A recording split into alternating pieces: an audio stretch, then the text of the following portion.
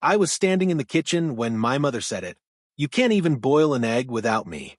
You'll never leave." She didn't look angry. That was the worst part. She looked amused, certain, like a warden admiring a locked cell. My father didn't look up from the table. He never did. Silence was his contribution to control.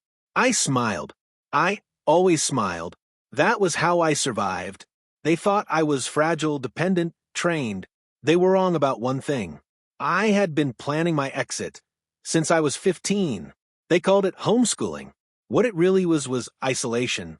No friends, no teachers, no outside voices. Every book was approved, every website monitored, mail opened by accident, paychecks handled for safekeeping.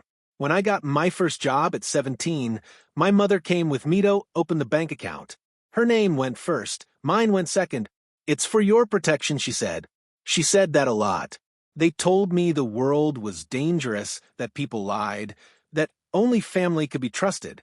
Meanwhile, they took my wages, rationed my food, read my messages, and tracked my phone.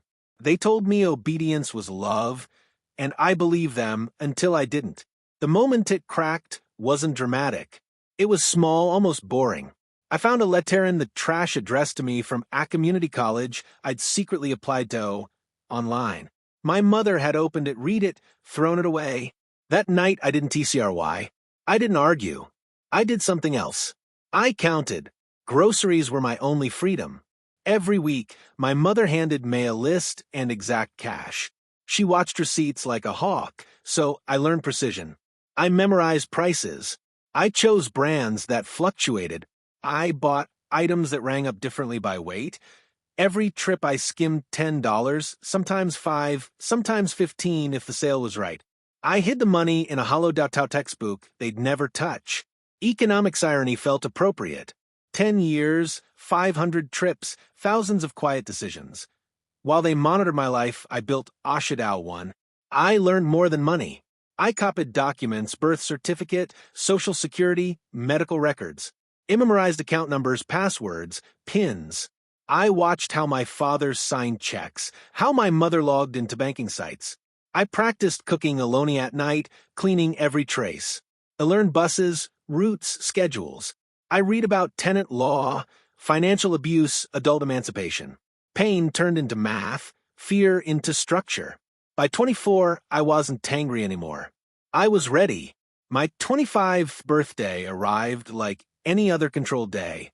My mother made a cake I didn't ask for. My father gave me a card didn't write.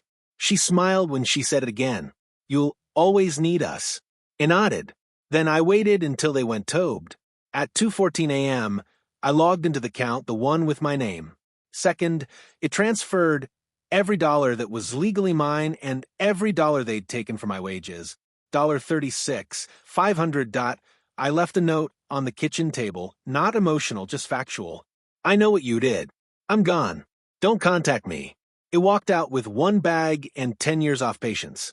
They didn't call at first. They went straight to the police. They told them I was unstable, kidnapped, brainwashed. It didn't work. I had documents, records, bank statements, a lawyer who specialized in coercive control. By the time they realized this wasn't a tantrum, it was a strategy, it was too late.